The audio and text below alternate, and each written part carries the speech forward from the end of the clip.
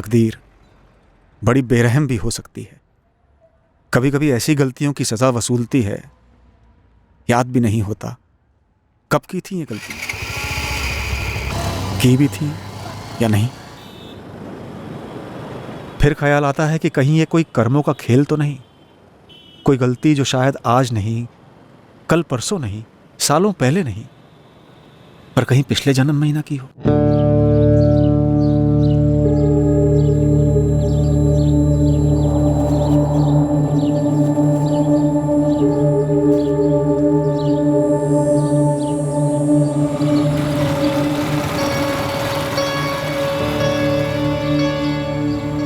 कई दिनों से ये आदमी मुझे यहीं खड़ा दिखता है। क्यों खड़ा है मुझे नहीं पता, पर इसकी नजर मुझ पर होती है।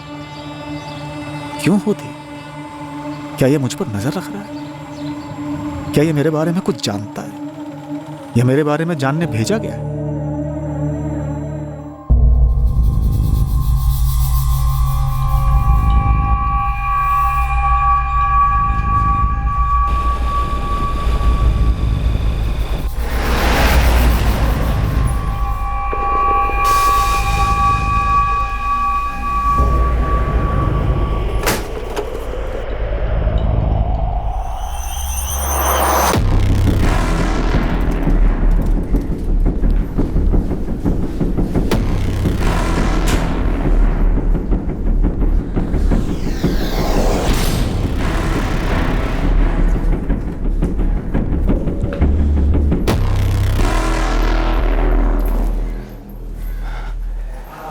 इस बार तो अब घोड़ा हमको चलाने दीजिए। हमारा वक्त आ चुका है, हम एकदम तैयार हैं। अभी टाइम है बच्चे, टाइम है अभी। जितना कहा गया है उतना ही करेगा तो। जी भैया जी, जी। जो ड्यूटी तुझे दी गई है उसी में लगा रहा है। जिनकी फायरिंग की ड्यूटी है वो सही टाइम पर तुझसे मिलेंगे। जगह का मुआयना कराना, टारगेट दिखाना और काम होते ही निकल लेना। अगर ये सब मक्खन की तरह हुआ तो अगली जुबारी में घोड़ा तेरे हाथ में होगा।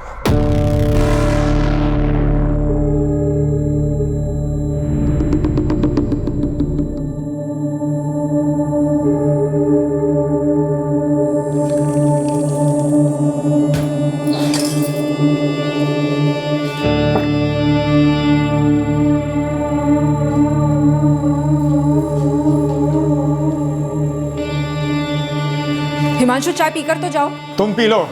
एक काम करो, ठंडी चाय से नहा लो।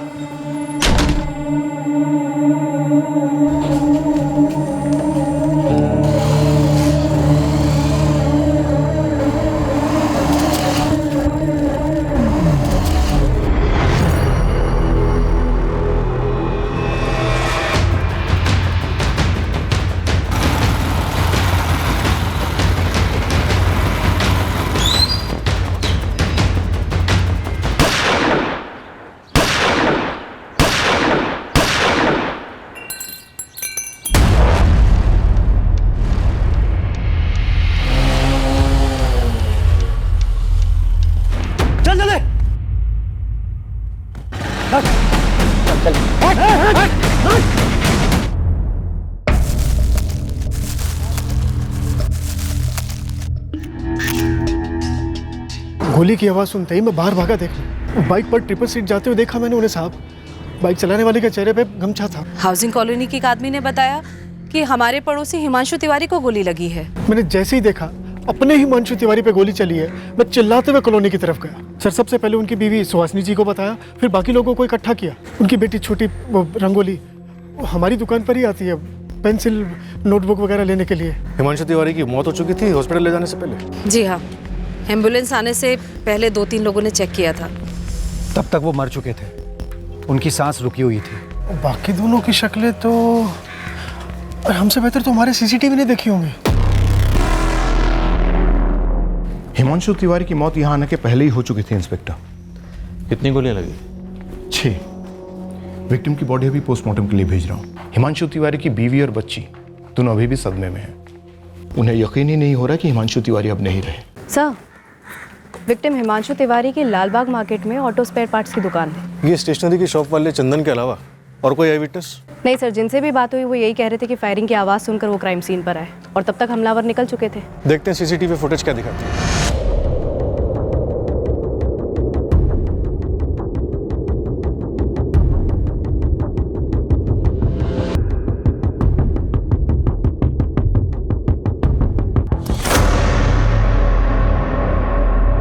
सर, दोनों शूटर में से एक शूटर वापस जाता है और 2 गोली दागता है, यानी डबल शूटिंग की गई, डबल श्योर होने के लिए कि टारगेट किसी भी तरह बचा नहीं रहे। लेकिन खुद को बचाने की कोई खास कोशिश नहीं की गई। सिर्फ बाइक सवार ने गमछा पहना हुआ है, बाकी के 2 लोग ऐसे ही हैं। जबकि शायद इन्हें मालूम होगा कि यहाँ सीसीटीवी लगा हो सकता है।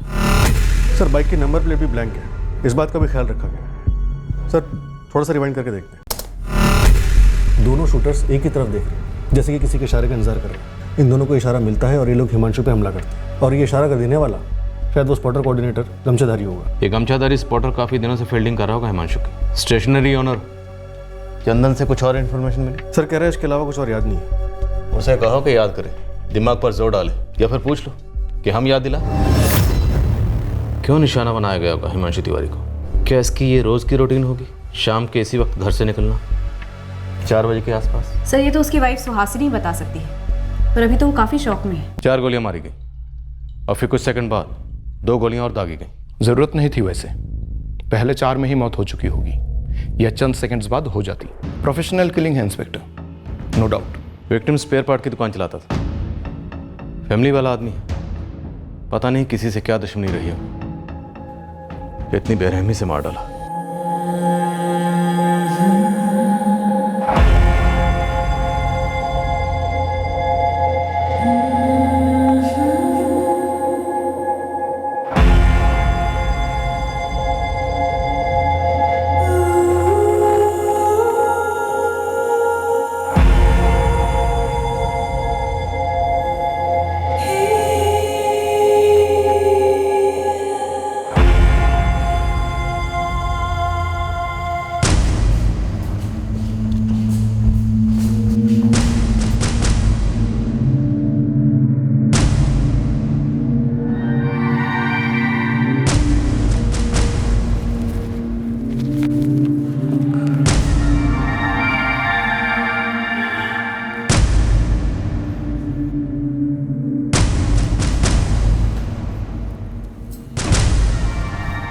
इसी की बात कर रहे थे ना कल रात को आप?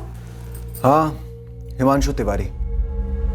6 गोलियों से भून डाला इसे, वहीं के वहीं दम तोड़ दिया बंदे ने। कुछ पता चला क्यों मारा गया? अब तक तो नहीं, लेकिन कोई ना कोई कारण तो जरूर निकलेगा। वही होगा जो हमेशा होता है, जर जोरू या फिर जमीन का मामला।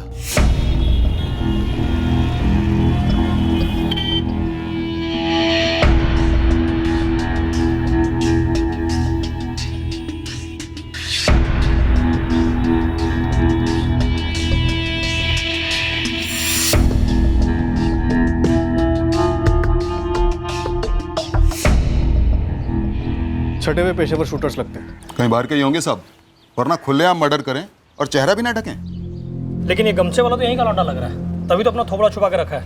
लेकिन बहुत जल्दी बेनकाब कर लेंगे हम लोग। अगर ये तीनों प्रतापगंज के बाहर के परिंदे हैं तो इनके उड़ने से पहले इनको पकड़ना होगा।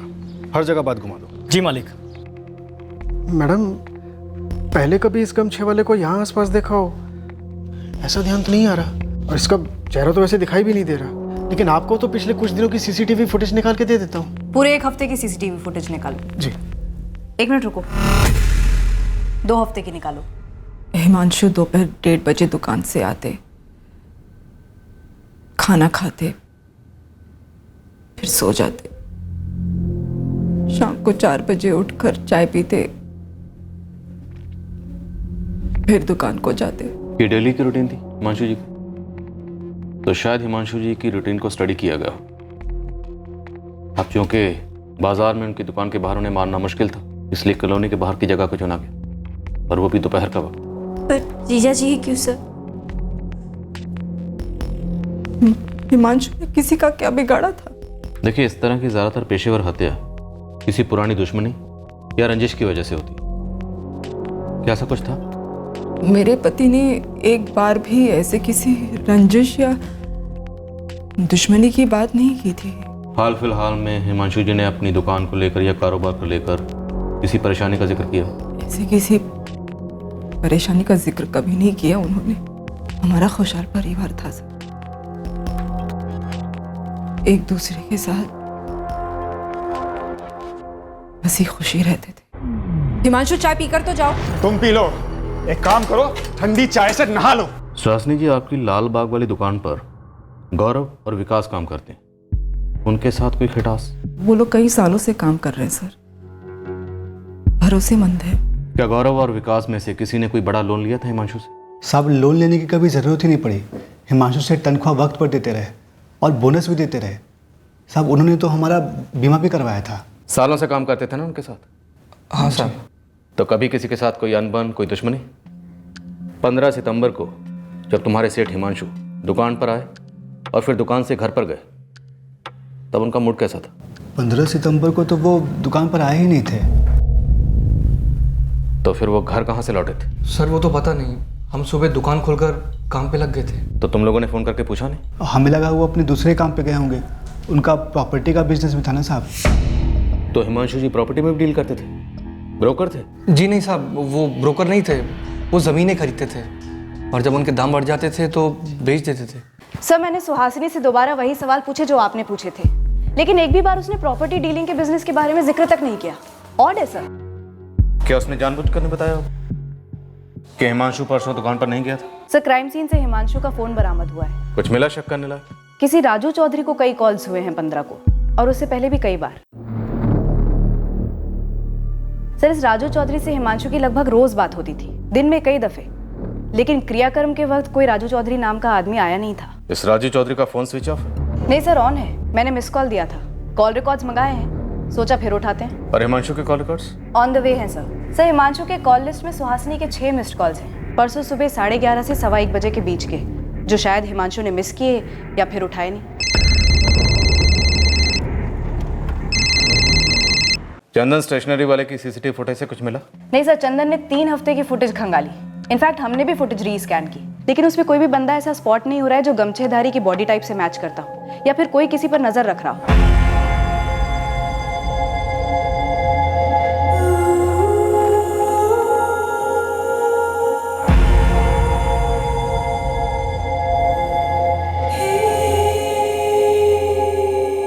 नियति का कैसा खेल है ये? हिमांशु के साथ ही ऐसा क्यों?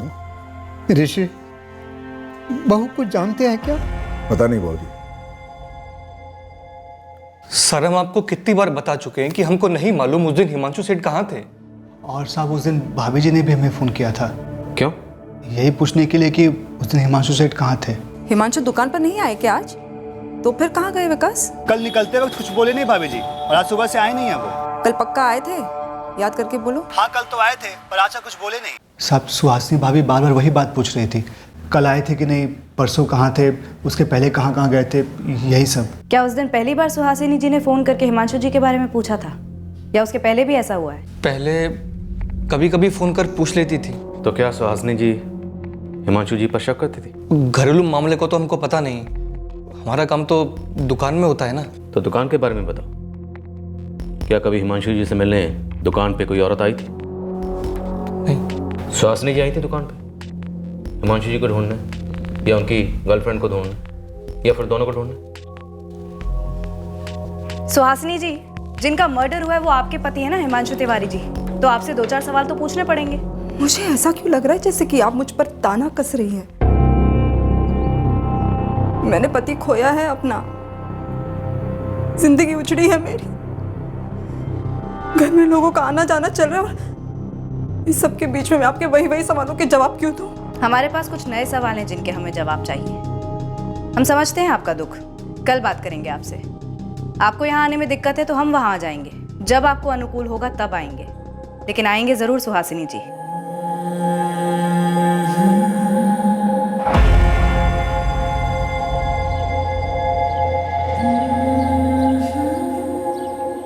तुम और रंगोली कुछ दिनों के लिए हमारे यहाँ शानपुर क्यों नहीं आ जाते? देखती हूँ माँ, यहाँ पर भी बहुत सारे अधूरे काम पड़े हैं, समझ में नहीं आ रहा है माँ। शुरुआत कहाँ से करूं?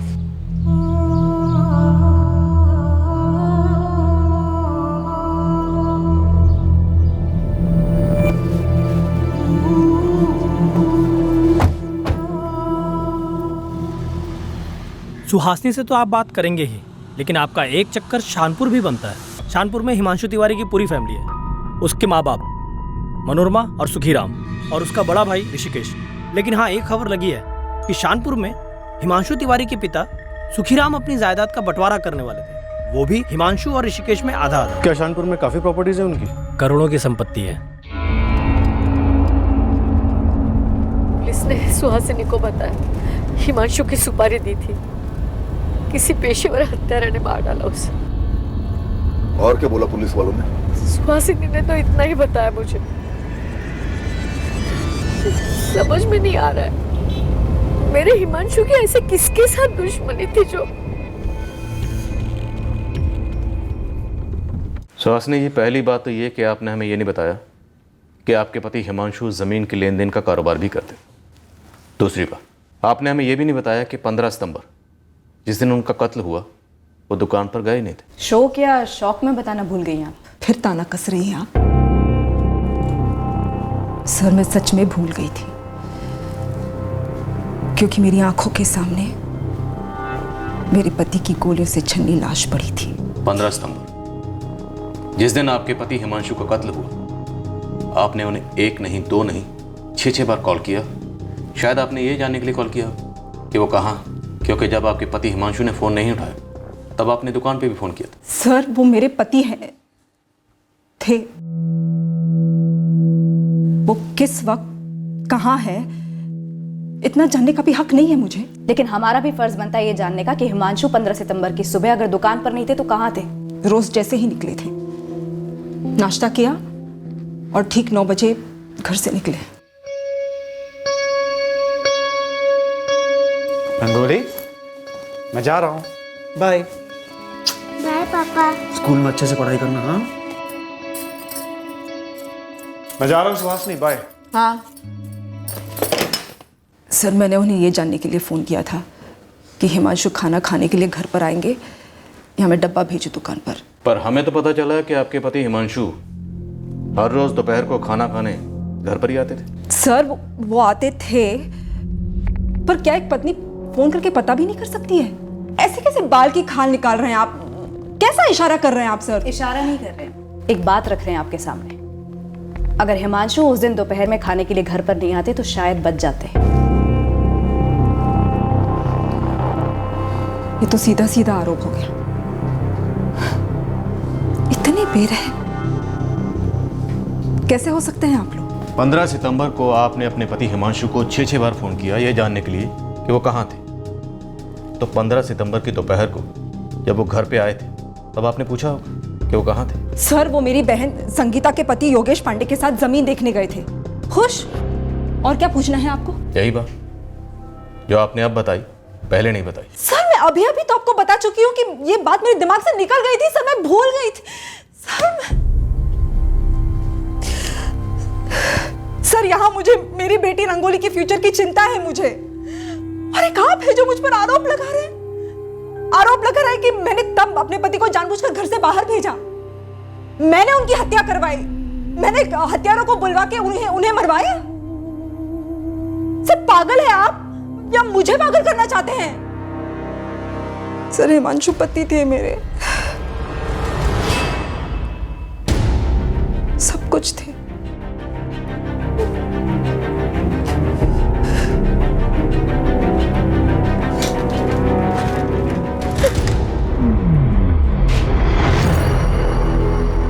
ये सुहासिनी जितना बता रही है उससे कहीं ज्यादा छुपा रही है। शायद उस दिन सुहासिनी ने यह सुनिश्चित किया था कि हिमांशु रोज की तरह दोपहर को घर आए खाने को और रोज की तरह चाय पीकर दुकान के लिए निकले। कॉल रिकॉर्ड्स निकलवाए सुहासिनी के। सर, एक रिक्वेजिशन डाल देती हूँ सुहासिनी के कॉल रिकॉर्ड्स के लिए। और सर, गुप्ता सर शानपुर गए हैं। हिमांशु अपने साड़ू योगेश पांडे के साथ गया था जमीन देखने कत्ल की सुबह, उसे हाजिर करो। जी सर। और इस राजू चौधरी का क्या हुआ जिसका नंबर बार बार फीचर हो रहा है हिमांशु की कॉल लिस्ट? सर, उसकी कॉल रिकॉर्ड डिटेल्स आनी अभी बाकी है। यहाँ इतना कुछ है? और सुहासिनी का कहना है कि हिमांशु की किसी से कोई रंजिश नहीं थी, कोई मसला नहीं था। रुचिका, इस सुहासिनी को फिर से खंगालो। किश्तों में इंफॉर्मेशन दे रही है, अपने शो को ढाल बनाकर ढाल के पीछे कुछ छुपा रही। पक्का।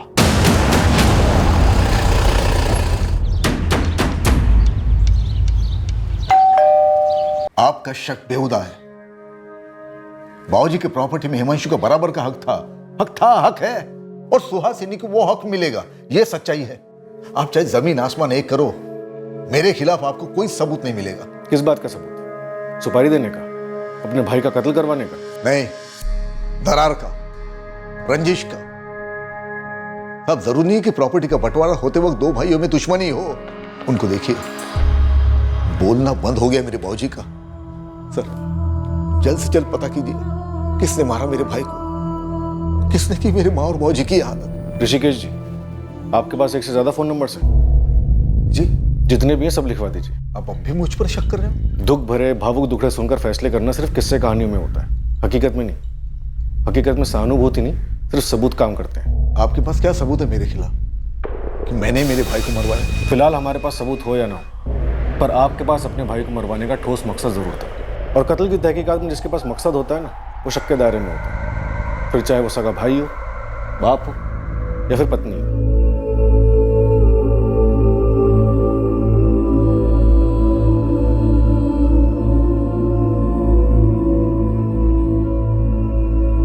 मम्मी, जब आप और पापा की लड़ाई होती थी मुझे बहुत रोना आता था।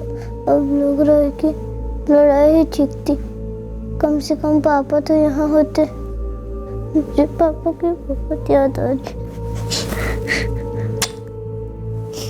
मुझे भी बेटा। तो फिर आप उनके साथ इतनी लड़ाई क्यों करती थी?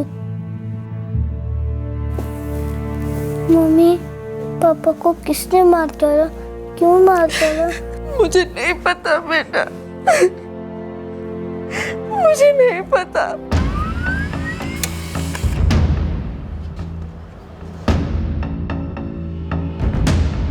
अनीता यादव? जो नंबर हिमांशु ने राजू चौधरी के नाम से सेव किया था वो दरअसल किसी अनीता यादव का है। एक आदमी अपने मोबाइल में एक औरत का नंबर एक आदमी के नाम से क्यों सेव करेगा? ताकि उसकी बीवी को शक ना हो, पता ना चले। अफेयर शायद सुहासिनी का नहीं, हिमांशु का रहा होगा।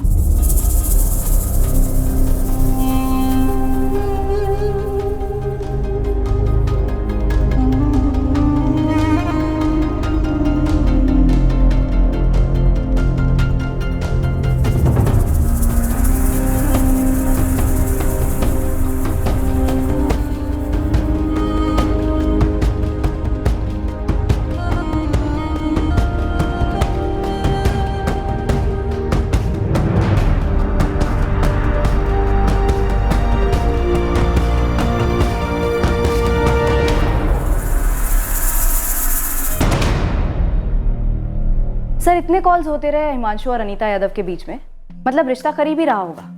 लेकिन अनीता यादव ना तो हिमांशु के क्रियाक्रम में आई और ना शोक सभा में। अनीता से ही पूछ लेते हैं, वो बिजी थी या छुप रही थी? ज़मीन मेरी नज़र में आई थी, ये प्रतापगंज शानपुर रोड पर, और मैं पहले भी हिमांशु को इस ज़मीन के बारे में बता चुका था। तो 15 सितंबर को आप और हिमांशु वो ज़मीन देखने गए? जी, ज़मीन के मालिक से बात भी हुई थी हमारी।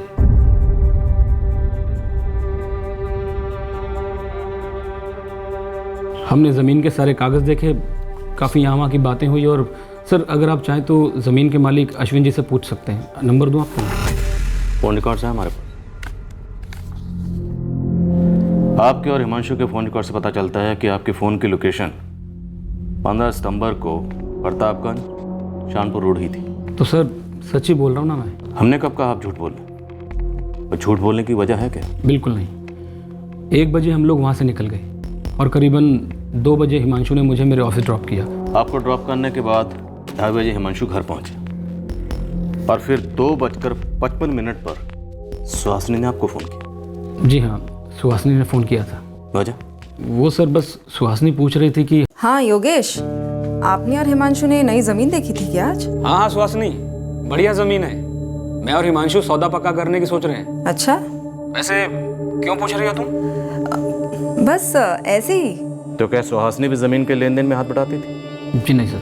तो फिर फ़ोन क्यों किया? वो ऐसे ही सर। फिर 3:55 पर जैसे ही हिमांशु घर से निकला, सुहासिनी ने आपकी पत्नी संगीता को फोन किया। सर सगी बहनें हैं दोनों। वो दोनों सगी बहनें, आप सगे जीजा हैं और हिमांशु सगा पति था, जो इस फोन कॉल के दौरान ठीक 4:01 पर 6 गोलियों से भून दिया गया। सर मुझे समझ नहीं आ रहा कि ये दोनों बातें आपस में जुड़ी कैसे। आप कहना चाहते हैं कि क्या संगीता और सुहासिनी को मालूम था? मालूम था क्या? आप कहना चाहते हैं कि संगीता और सुहासिनी मिलकर हिमांशु को, सर ऐसा क्यों करेंगी वो? यही तो हम जानना चाहते हैं। हमें सुहासिनी पर गहरा शक है। कोई अंधा भी बता सकता है कि सुहासिनी और हिमांशु के बीच में शक की गहरी खाई थी। सर मुझे कुछ नहीं पता। सर मैं एक ब्रोकर हूँ, ज़मीनों की डील करता हूँ। हिमांशु भी यही काम करता था। हमने कुछ ज़मीनें मिलकर खरीदी और अच्छा दाम मिलने पर मुनाफा बांट लिया। संगीता और सुहासिनी बहनें हैं, लेकिन सर वो अपनी ज़िंदगी जीते हैं, हम अपनी। सर मुझे इस बात का बिल्कुल भी अंदाज़ा नहीं है कि हिमांशु और सुहासिनी के बीच में कुछ गलत था। अनीता यादव कौन? कौन अनीता यादव सर? जी वो कुछ वजह से मैं हिमांशु की शोक सभा में नहीं आ पाई। क्या वजह है अनीता जी? वो पर्सनल है। आप कभी हिमांशु की पत्नी सुहासिनी से मिलने नहीं गई, दुख जताने? कोई पर्सनल कारण? मैं सुहासिनी को नहीं जानती, बस उनके बारे में जानती हूँ। पर वो आपके बारे में नहीं जानती? शायद नहीं जानती हो। कैसे जाने? हिमांशु के फोन में तो आप राजू चौधरी हो। ये आपका निकनेम है या इसका भी कोई पर्सनल कारण है? साहब ये अनीता यादव IIM रोड पर चांदनी अपार्टमेंट में रहती है और उसका पति शरद किशोरीपुर में रहता है। अलग हुए? ना साहब, ट्रांसफर पर। अनीता का पति शरद PWD में इंजीनियर है। अनीता और शरद का कोई बच्चा नहीं है साहब।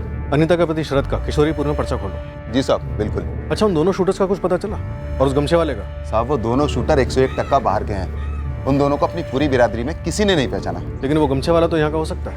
बिल्कुल हो सकता है साहब, लेकिन उसने गमछा इतना टाइट बांध रखा है कि इतनी सी भी पहचान नहीं मिल रही है उसकी। सर 15 सितंबर को जब हिमांशु घर से बाहर निकला था 4 बजे, तब पति पत्नी में घमासान झगड़ा हुआ था। पड़ोसी ने बताया? हाँ सर, एडवोकेट रीटा मिश्रा ने। बगल वाला घर उसी का है।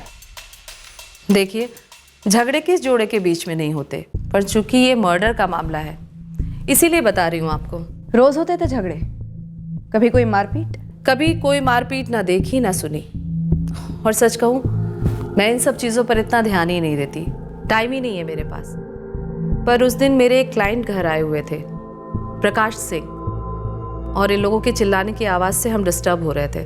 रीटा जी, मुझे लगता है ये पॉइंट हमारी तरफ से काम करेगा, इसे उठाना चाहिए। जरूर उठाएंगे प्रकाश जी।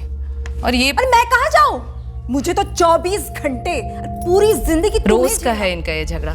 आप बताइए, आप क्या कह रहे थे? मैं कह रहा था वो ऐसा क्या करता हूँ मैं? क्या तकलीफ देता हूँ तुम्हें? बोलो ना। हम अंदर चलकर काम करते हैं। सारा दिन घर पे बैठ के प्लान बनाती रहती हो कैसे जान खाई जाए हिमांशु की। झगड़ा बढ़ गया तो मैं प्रकाश जी को लेकर अंदर वाले कमरे में चली गई। हम डिस्कस ही कर रहे थे, यही कोई 10-1 मिनट ही हुआ होगा, तभी पूरी कॉलोनी में चिल्लाने की आवाजें आने लगी। अरे हिमांशु जी को गोली मार दी किसी ने। ये वही हिमांशु है ना जिसकी आवाज हमने अभी अभी सुनी थी? हाँ, हिमांशु तिवारी नेबर है मेरा। अरे उनकी आवाज अभी तो आ रही थी। हम कुछ समझ ही नहीं पाए, बस देखा कि सारे लोग कॉलोनी के बाहर भाग रहे थे। रीटा जी, क्या सुहासिनी अपने पति को मरवा सकती है? क्या बोलूं मैं, वैसे सालों से जानती हूं मैं उन दोनों को, दोनों ही डिसेंट हैं, पर लोगों के दिलों में, दिमाग में, घरों में क्या चल रहा है कोई कैसे बोल सकता है? आपको क्या लगता है? आप कह रही थी कि हिमांशु जी 15 सितंबर की सुबह अपनी दुकान पर नहीं गए थे। सोचिए, हिमांशु जी घर लौटे हों, उन्होंने खाना खाया हो, और शायद उसके बाद वो अपनी दुकान पर जाना ही ना चाहते हो। शायद ये झगड़ा पैदा किया गया हो जानबूझकर, हिमांशु जी को उकसाने के लिए, ताकि उन्हें गुस्सा आ जाए, उनका मूड ऑफ हो जाए, और वो रोज की तरह जब बाहर निकलते हैं उसी टाइम पर बाहर निकले, और हत्यारे पहले से ही वहां घात लगाकर बैठे हुए हो। देखिए, मैं तो बस एक थ्योरी पेश कर रही हूं, जैसे हम कोर्ट में करते हैं। That's it.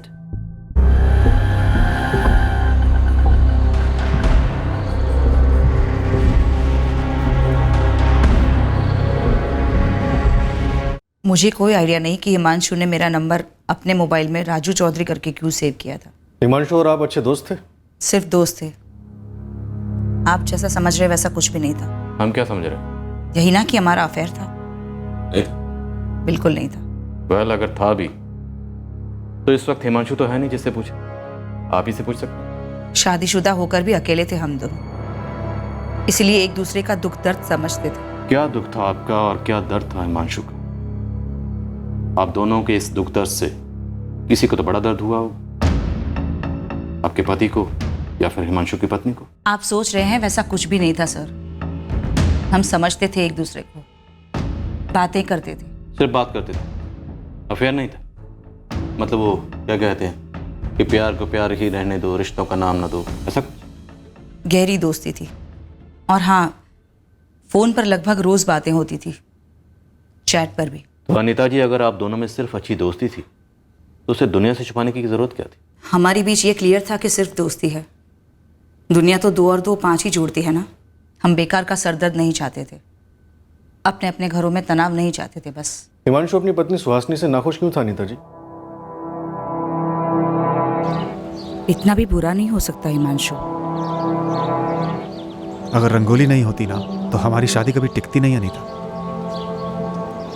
मैं रोज घर जाता हूं सिर्फ इसलिए क्योंकि मेरी बेटी रंगोली है, जो मेरी दुनिया है। लेकिन रंगोली को तो तुम दोनों चाहिए ना, और वो भी लड़ते हुए नहीं चाहिए। तुम्हें रंगोली की खातिर सुहासिनी को एक और मौका देना होगा। 12 साल कम नहीं होते अनीता, और ताली कभी एक हाथ से नहीं बजती। काश मेरी तरह सुहासिनी की जिंदगी में भी कोई आए जो उसे यह समझाए कि मैंने कभी उससे दिल से प्यार किया था। हमारी शादी कोई गलती नहीं थी अनीता। शुरुआत फिर से भी तो हो सकती है ना, नए सिरे से। और कोई गलती नहीं होती जब तक उसे सुधारने की कोशिश होती रहे। तुम नहीं समझोगी क्या होता है रोज। बेल बजाई, सुहासिनी ने दरवाजा खोला और बस शुरू। सुहासिनी को आपके बारे में मालूम था? जी मैं नहीं जानती, और इसलिए मैं हिमांशु के अंतिम संस्कार में भी शामिल नहीं हुई थी। चूर चूर हो गई थी ये सोचकर कि हिमांशु को इस तरह से क्यों मारा गया होगा। तो अनीता जी, क्या ऐसा हो सकता है कि किशोरीपुर में बैठे आपके पति शरद यादव ने आपकी और हिमांशु की दोस्ती को एक अच्छा खासा अफेयर समझ लिया? बोलिए अनीता जी, शरद को मालूम था? शरद ने मुझे कभी भी सवाल नहीं किया हिमांशु के बारे में। सवाल नहीं किया इसका मतलब ये नहीं कि शरद को मालूम नहीं था। अनीता जी, क्या ऐसा हो सकता है कि शरद ने हिमांशु को मरवाया? ऐसा कुछ भी नहीं था सर, कुछ भी नहीं। आप ऐसा सोचती, शायद आपके पति ऐसा ना सोचते।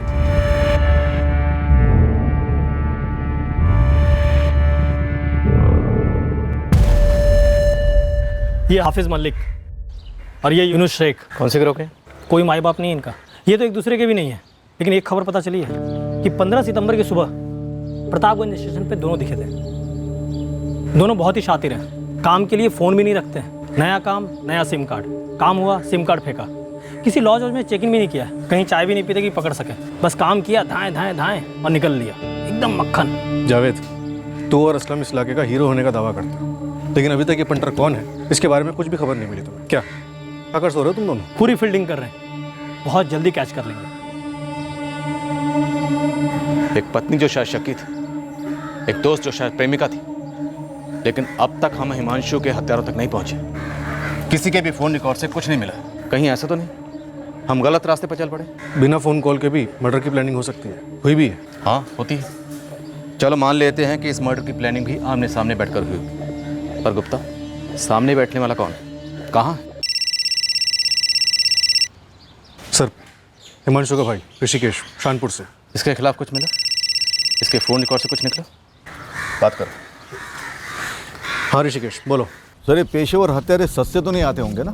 क्यों, तुमसे ज़्यादा चार्ज किया क्या, या फिर मार्केट रेट क्या चल रहा है ये पता करने के लिए हमें फ़ोन किया है? सर, बात मेरे भाई के मर्डर की है, इसलिए मजाक ना करे तो बेहतर है। सुनिए, हमारी एक बहन है दूर की, मीना त्रिपाठी, बेलागर में रहती है। हितेश बेटा, चलो गरम गरम खाना खा लेते हैं। बस मम्मा 2 मिनट। कोई 2 मिनट वो मिनट नहीं। विधवा है मीना। कुछ 1.5 महीने पहले उसने अपने मरहूम पति की प्रॉपर्टी बहुत ही घाटे में बेची थी। और तुम्हें लगता है मीना को पैसे चाहिए थे सुपारी देने के लिए? बस ऐसे ही ख्याल आया, वैसे सबूत नहीं है मेरे पास कोई। इस ख्याल के पीछे का पुलाव क्या है? क्या मीना के पास कोई मकसद था हिमांशु को मरवाने का? हाँ, मीना सबको बताई जा रही थी कि हिमांशु ने उसके साथ बड़ी नाइंसाफी की है। कैसी नाइंसाफी?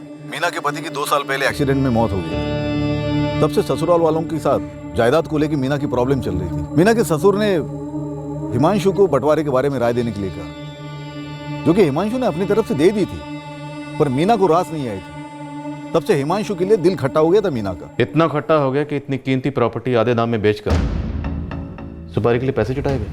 ये मीना त्रिपाठी वाला एंगल गूगली है फुल टॉस, जिसे ऋषिकेश ने हमारा फोकस भटकाने के लिए हमारी तरफ फेंका। फिर भी चेक करते हैं, इतना भी इम्पॉसिबल नहीं है।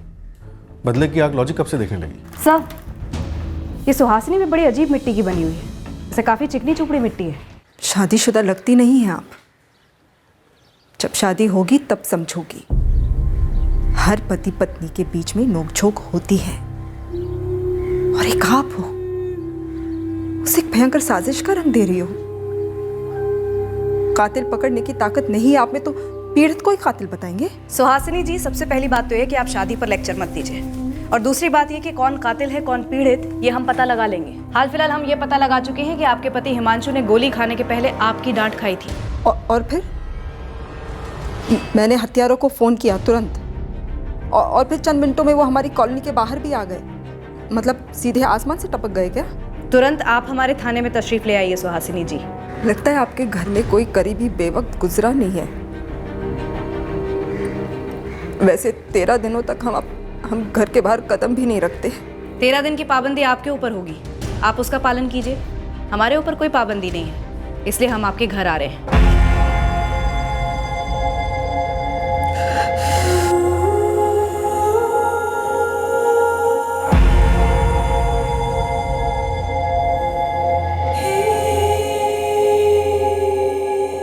सुहासिनी, तुम्हारी हर रोज की झिकझिक की वजह से ना मुझे ऐसा लगता है कि इस घर में कभी नहीं लौटूं, कभी नहीं। तुम्हारे पास कहीं और जाने का ठिकाना जो है। लेकिन एक बात याद रखिए हिमांशु, मैं पत्नी हूं तुम्हारी, और तुम्हारी 11 साल की बच्ची भी है घर में, इसलिए घर आना या ना आना ये कोई चॉइस नहीं है तुम्हारे पास। और इस घर में ना तुम्हारी मनमर्जी नहीं चलेगी। तुमसे तो बात करना ही बेकार है, जाओ तुम। अरे मैं कहां जाऊं? मेरे पास तो ऐसा कोई है ही नहीं जाने के लिए, वो तो तुम्हारे पास है। मुझे तो 24 घंटे पूरी जिंदगी तुम्हें झेलना होगा। अरे क्या झेलती हो तुम? ऐसा क्या करता हूं मैं? क्या तकलीफ देता हूं तुम्हें? बोलो ना, एक बार खुल के बोलो। सारा दिन घर पे बैठ के प्लान बनाती रहती हो, कैसे जान खाई जाए हिमांशु की, कैसे जान से मार दिया जाए अपने पति को। तुम फिक्र ना करो, एक दिन ना, और बहुत जल्दी आएगा वो दिन, जब मैं इस घर में वापस लौटूंगा ही नहीं। फिर पूरे सुकून के साथ रहना तुम, ठंडक मिलेगी तुम्हारी आंख को।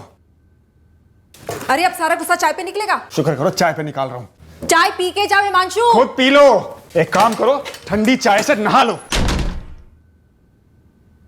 सर, लगता है ये सुहासिनी बहुत बड़ा गेम खेल रही है। सोच रही है आंसुओं से हमारी आंखों में धूल झोंकेगी। सर, सुहासिनी की बहन संगीता को भी उठाते हैं।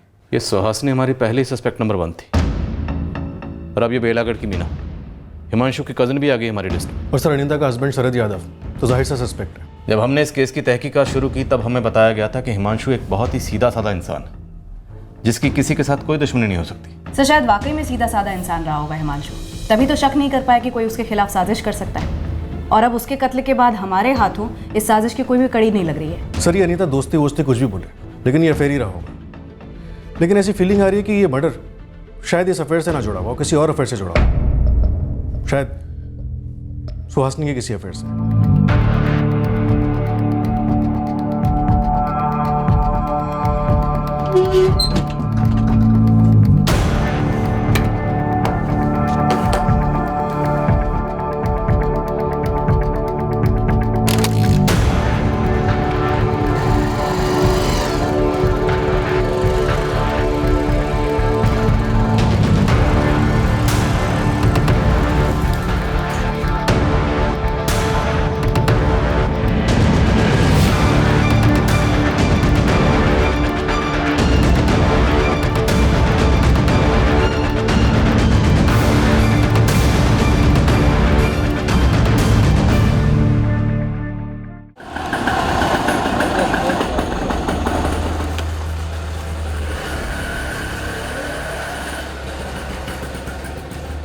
तो सुहासिनी के कॉल रिकॉर्ड्स डबल स्कैन किए, अफेयर का इशारा तो नहीं हो रहा है। हो सकता है अफेयर वाला फोन अलग हो। फोन नेटवर्क से चेक करती हूँ सर। वैसे सुहासिनी बाहर बैठी है। और उसकी बहन संगीता? निकल चुकी है सर, ऑन द वे है। दोनों से अलग अलग पूछताछ करेंगे। और अगर जरूरत पड़ी तो फिर एक साथ भी। अब पुलिस वालों की शादियां नहीं होती। आप लोग सच में घरेलू पति पत्नी की नोकझोंक समझते नहीं है? पर घरेलू नोकझोंक के बाद किसी पति को गोली मार दी जाए, ये हमने नहीं देखा। हमारी नोकझोंक के बाद कोई चांद पर रॉकेट भेजता या कहीं भूकंप आ जाता तो भी आप मुझे ऐसे ही थाने बुलाकर बेकार में बिठाकर हमारी नोकझोंक से कनेक्शन जोड़ते, है ना सर? भूकंप तो आपके परिवार में आया था। हमारी नोकझोंक भी उसी परिवार को लेकर होती थी सर। हिमांशु को काम के परे कुछ नजर ही नहीं आता था। ठीक है, मेरे लिए ना सही, कम से कम हमारी बेटी रंगोली के लिए तो समय निकालते, पर नहीं। तो आप ये कहना चाहती हैं कि आपकी और आपके पति हिमांशु के बीच में इतने अरसे से, सालों से झगड़ा और नोकझोंक सिर्फ इसलिए होती थी क्योंकि वो रंगोली का वक्त नहीं देते थे? और क्या कारण था सर, आप बताइए ना। कारण था अनीता यादव। कौन अनीता यादव? ये मत पूछिए कौन अनीता यादव, क्योंकि अनीता यादव कौन है ये आपकी बहन संगीता भी जानती। 3:55 पर आपके पति हिमांशु घर से निकले, 4:01 पर उनका कत्ल हुआ। इन्हीं 6 मिनटों में आपने अपनी बहन संगीता को फोन भी कर लिया। उसके पहले 2:55 पर आपने अपने जीजा योगेश पांडे को फोन किया, 6 बार अपने पति हिमांशु को फोन किया, दुकान पर फोन किया। इन सारे कॉल्स का एक ही मकसद था, अपने पति हिमांशु का झूठ पकड़ना और अनीता यादव का सच जानना। आपकी और आपके पति दोनों के बीच की नोकझोंक, झगड़े की वजह अनीता यादव थी ना। हिमांशु चाय पीकर तो जाओ। तुम पी लो, एक काम करो, ठंडी चाय से नहा लो।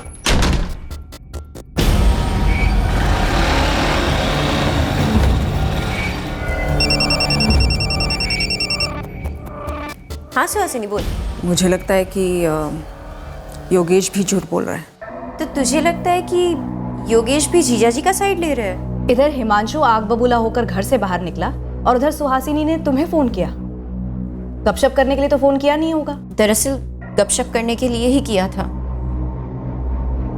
बहनें हैं हम दोनों और सबसे अच्छी सहेलियां भी। ये तो हमारी बदनसीबी है कि उसी वक्त किसी ने जीजा जी की हत्या कर दी, और उससे भी बड़ी बदनसीबी ये कि उनके कातिलों का पता लगाने के बजाय आप लोग हमारे जख्मों पर नमक रगड़ रहे, खासकर मेरी बहन के। क्या आप दावे के साथ कह सकते हैं कि उनकी जिंदगी में कोई औरत थी और वो ये अनीता यादव थी? सबूत क्या है आपके पास? सुहासिनी जी, अफेयर के सबूत तो आपको मिले हों, तभी तो हिमांशु को मौत मिली। मत कहिए ऐसा सर, मैं तो कभी पता लगा ही नहीं पाई। सर मुझे लगता जरूर था कि कोई है, पर वो कौन है मैं कभी जान नहीं पाई। और आप अब मुझे बता रहे कि कोई थी, वाकई में थी। आपको कैसे पता चला? वैसे ही जैसे आपको पता चला राजू चौधरी से, जिससे आपके पति हिमांशु की कई बार बात हो। राजू चौधरी?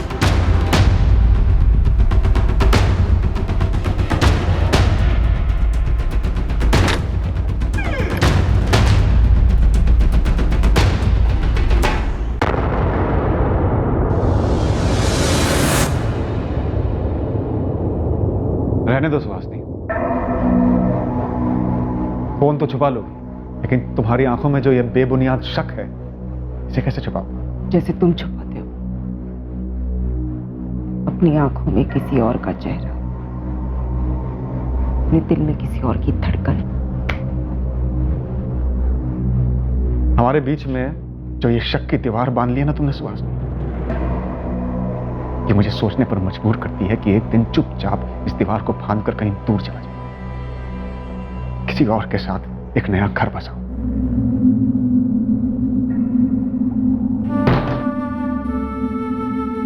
अनीता का नंबर हिमांशु ने राजू चौधरी के नाम से सेव किया था।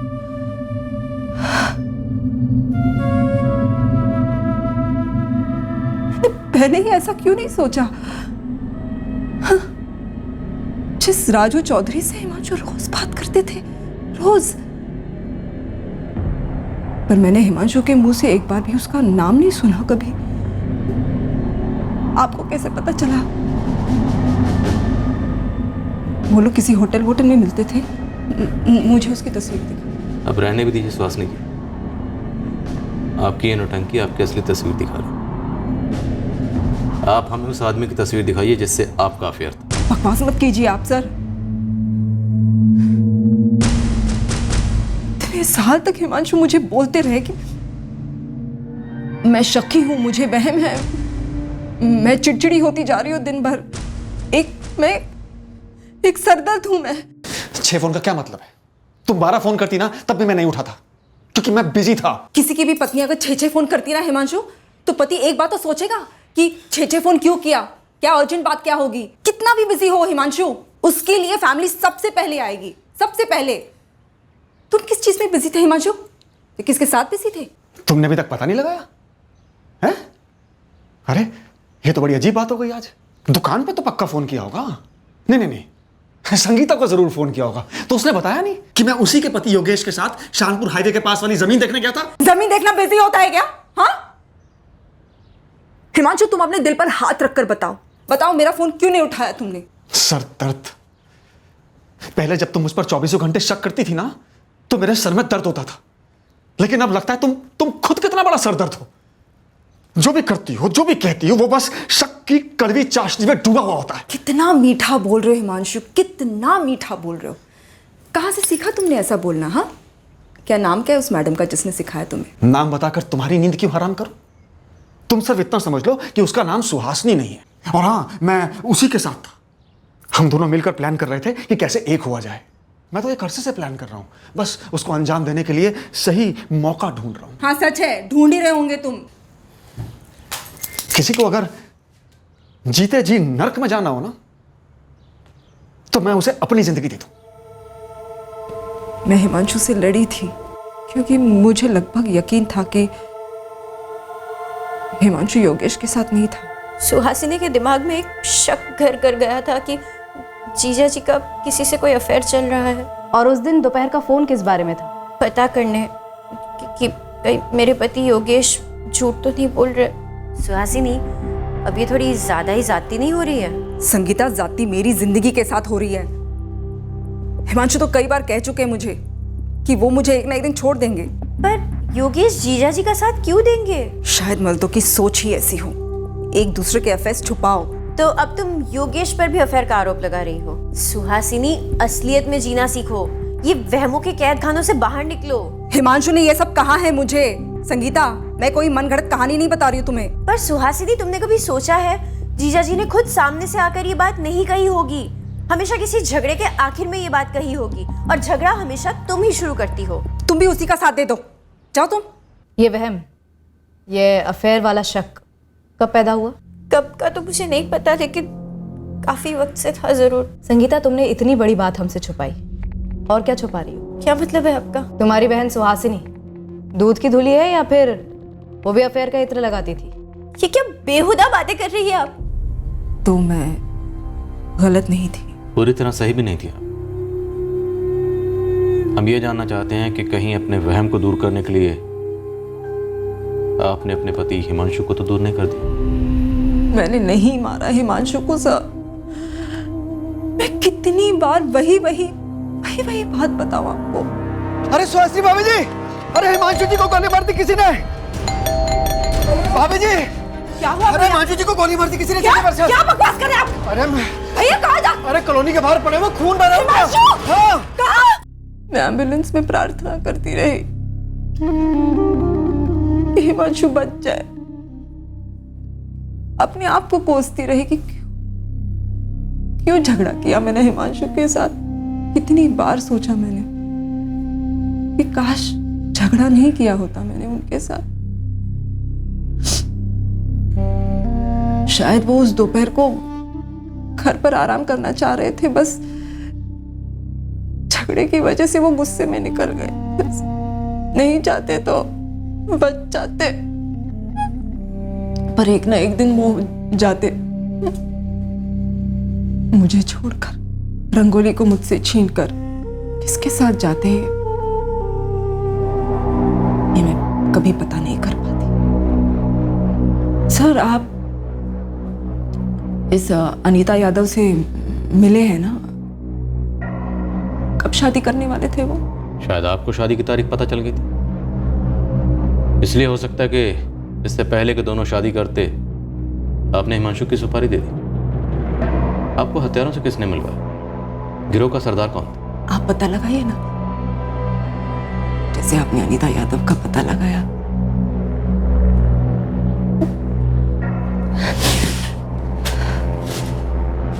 सर मैं जाऊं, मैं बहुत थक गई हूँ, मुझे घर जाना है। सुहासिनी तिवारी काफी अच्छे से दर्शाती है उसका सदमा, उसका चौंक जाना, पर अभी भी वो अपना असली चेहरा दिखा रही है या अभी भी मुखौटा पहने हुए, ये तय कर पाना मुश्किल है। सर फोन नेटवर्क कंपनी से जवाब आया है, सुहासिनी के नाम पर कोई भी दूसरा नंबर रजिस्टर्ड नहीं है। हो सकता है इस अफेयर में कोई फोन इस्तेमाल ही ना हुआ। सुहासिनी अपने प्रेमी से चुपचाप मिलती रही। पीछा करो। सर सुहासिनी की बेटी रंगोली से अलग से बात करें? नहीं रुचिका, वो बच्ची है, रहने देते। पहले हम ट्राई करते हैं, अगर कुछ ठोस हाथ लगा तो फिर बात करेंगे। हिमांशु की कज़न मीना त्रिपाठी, उसका क्या हुआ? सर मीना त्रिपाठी के कॉल रिकॉर्ड्स तो ठंडे हैं। गुप्ता सर का मैसेज आया था, वो बेलागढ़ में मीना त्रिपाठी तक पहुंच गए। हिमांशु मेरा कज़न था, जाहिर है उसकी मर्डर की खबर सुन के मुझे बुरा लगा है, लेकिन आप मेरे पास क्यों आए हैं?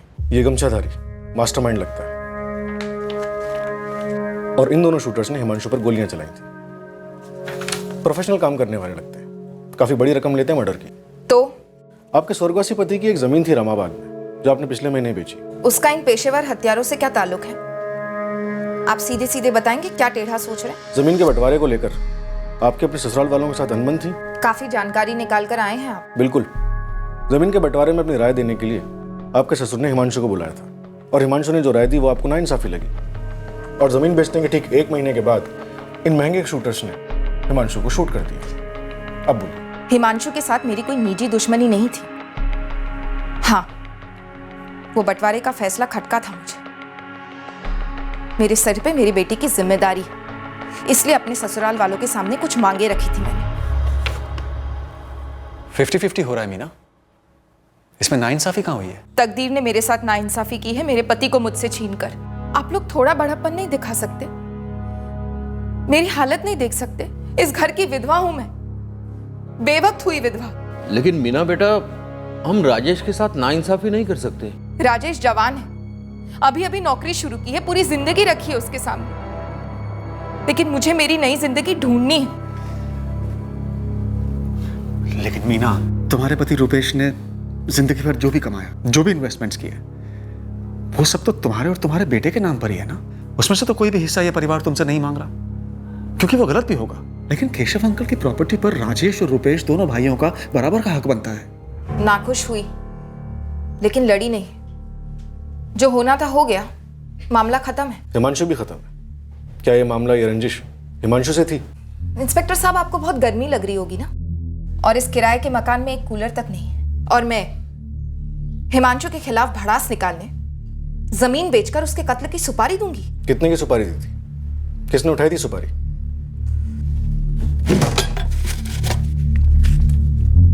जमीन के पैसे सारे एफडीज में हैं, शॉर्ट टर्म। जैसे कोई ढंग का सस्ता फ्लैट मिल जाता है बेलागढ़ में, उन एफडीज को तोड़वाकर खरीद लूंगी। हिमांशु अगर दखल नहीं देता तो शायद आपको एक बड़ा हिस्सा मिल सकता था। किराए के मकान की जगह एक बड़ा आलीशान घर हो सकता था। कूलर तो छोड़िए, घर के अंदर एक एसी हो सकता था।